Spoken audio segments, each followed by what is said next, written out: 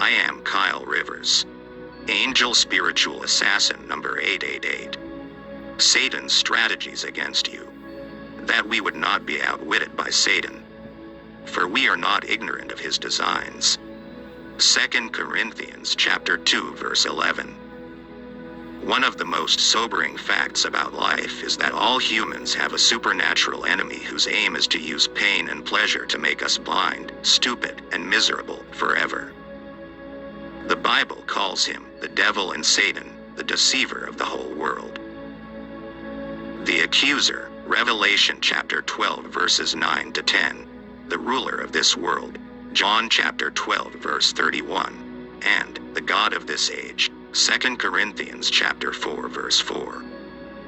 He is our adversary, who prowls around like a roaring lion, seeking someone to devour, 1 Peter chapter 5 verse 8. Yet, in the most appalling and unwitting bondage, the whole world willingly follows the prince of the power of the air, the spirit that is now at work in the sons of disobedience, Ephesians chapter 2 verse 2. At his most successful, his subjects march obliviously to destruction, and take as many with them as they can. The good warfare, 1 Timothy chapter 1 verse 18, that I wrote about under the title, Awaken at War, includes the daily resistance of this enemy, 1 Peter chapter 5 verse 9. James chapter 4 verse 7, the daily refusal to give him an opportunity, Ephesians chapter 4 verse 27, and the daily stand against his schemes, Ephesians chapter 6 verse 11. Satan's leash, an impending doom. God is sovereign over Satan. The devil does not have a free hand in this world. He is on a leash so that he can do no more than God permits. In effect, he must get permission, as in the case of Simon Peter, where Jesus discloses, Simon, Simon, behold, Satan has asked of you, that he might sift you like wheat, Luke chapter 22 verse 31. And the case of Job, the Lord said to Satan, behold, Job is in your hand. Only spare his life, Job chapter 2 verse 6. So evidently God sees the ongoing role of Satan as essential for his purposes in the world, since, if God willed, Satan would be thrown into the lake of fire now, instead of at the end of the age. The devil who had deceived them was thrown into the lake of fire and will be tormented day and night forever and ever, Revelation chapter 20 verse 10. His complete defeat is coming and sure, but not yet. Unwitting servant of our sanctification. God intends that part of our preparation for heaven be a life of warfare with hell. He calls it a good warfare, 1 Timothy chapter 1 verse 18, and a good fight, 1 Timothy chapter 6 verse 12. It is good, not because we might be killed, which we might. Revelation chapter 2 verse 10, but because these firefights refine the gold of our faith, 1 Peter chapter 1 verse 7, in life and death. God is the great general in this warfare. He has given us the walkie-talkie of prayer to call for help. Take the sword of the Spirit, which is the word of God, praying at all times, Ephesians chapter 6 verses 17 to 18.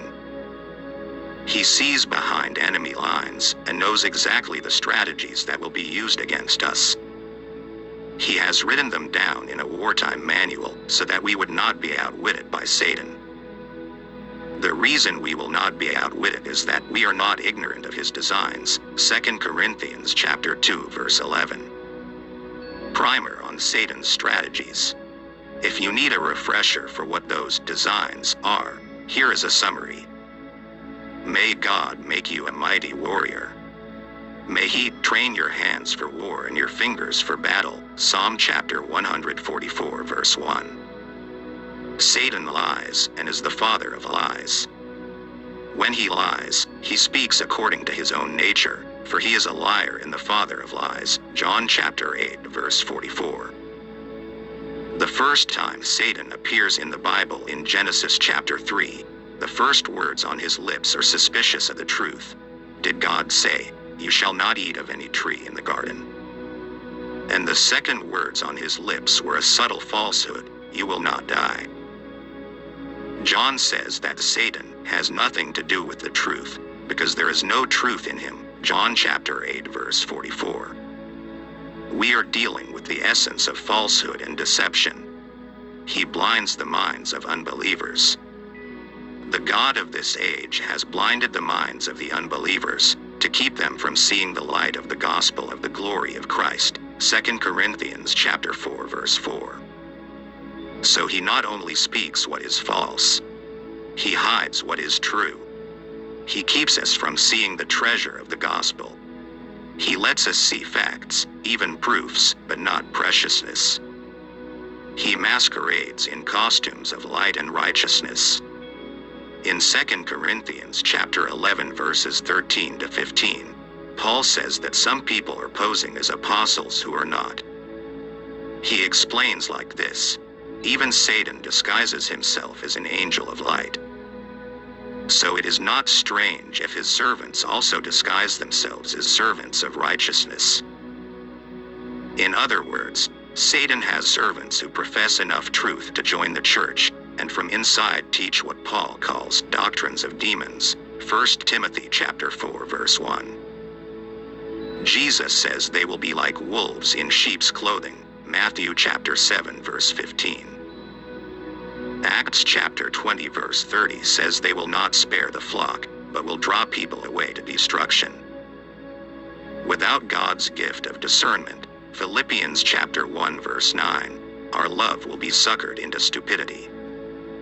Satan does signs and wonders. In 2 Thessalonians chapter 2 verse 9, the last days are described like this: the coming of the lawless one by the activity of Satan will be with all power, and with signs and wonders of the lie. That's my awkward translation.